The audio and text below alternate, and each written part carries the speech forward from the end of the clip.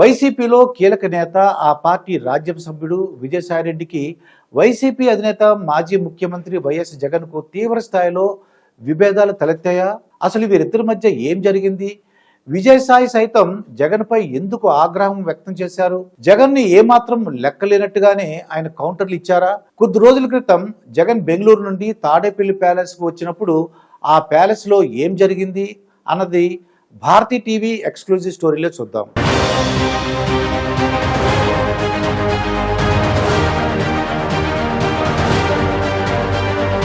Vijayasai Reddy YS జగన్కు మధ్య ఉన్న అవినాభావ సంబంధం గురించి తెలిసిందే. విజయసాయిని జగన్ ఒకప్పుడు నెత్తిని పెట్టుకున్నారు. మరీ ముఖ్యంగా పార్టీ ప్రతిపక్షంలో ఉన్న 2014, 2019 ఐదేళ్లలో విజయసాయిని జగన్ ఎంతో నమ్మారు. పార్టీలో విజయసాయి చెప్పిందే వేదం. ఆయన ఏం చెబితే అదే వైసీపీ మాట, జగన్ బాట అన్నట్లుగా నడిచింది. పార్టీ ప్రతిపక్షంలో ఉన్నప్పుడు ఉత్తరాంధ్ర వ్యవహారాలు అన్నీ విజయసాయికి కనుసన్నల్లోనే నడిచేవి.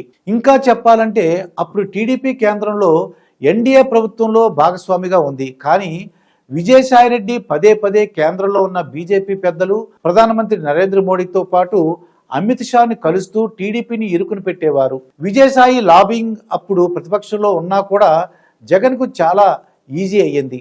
అసలు విజయసాయి ఏపీలో టీడీపీ ప్రభుత్వంపై తీవ్ర స్థాయిలో అవినీతి ఆరోపణలు చేయడంతోనే టీడీపీకి బీజేపీకి మధ్య భారీగా గ్యాప్ పెరిగి చంద్రబాబు ఎన్డీఏ నుండి బయటకు రావాల్సిన పరిస్థితి వచ్చిందన్న ప్రచారము ఉంది. అయితే పార్టీ అధికారంలోకి వచ్చినప్పటి నుండి జగన్ దగ్గర విజయసాయి ప్రాధాన్యత తగ్గుతూ వచ్చింది. విజయసాయి తెరమరుగు అయిపోయారు.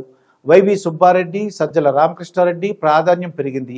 ఒకానొక దశలో విజయసాయి డమ్మీ అయిపోతే హవా అంతా సజ్జలదే నడిచింది. మొన్న ఎన్నికల్లోనూ విజయసాయికి ఇష్టం లేకపోయినా జగన్ మెడ మీద కత్తిపెట్టి బలవంతంగా నెల్లూరు ఎంపీగా పోటీ చేయించి చిత్తుగా ఓడిపోవడానికి కారణమయ్యారు. ఇందులో సజ్జల హస్తం కూడా ఉందట. ఎన్నికల్లో ఓటమి తర్వాత కూడా విజయసాయికి దేవాదాయ శాఖ అధికారిని శాంతికి మధ్య ఎఫ్ఐఆర్ వార్తలు మీడియాలో బాగా వైరల్ అయ్యాయి. దీని వెనక కూడా సజ్జలు ఉన్నారని, కావాలని విజయసాయిని డీగ్రేడ్ చేయడానికి జగన్ దగ్గర పూర్తిగా హవా తగ్గించేలా కుట్ర జరిగిందన్న ప్రచారము వైసీపీలో జరిగింది. కనీసం ఆ టైంలో కూడా జగన్ నుండి ఎలాంటి సపోర్టు లేకపోవడంతో విజయసాయి తీవ్ర మనస్తాపానికి గురయ్యారట.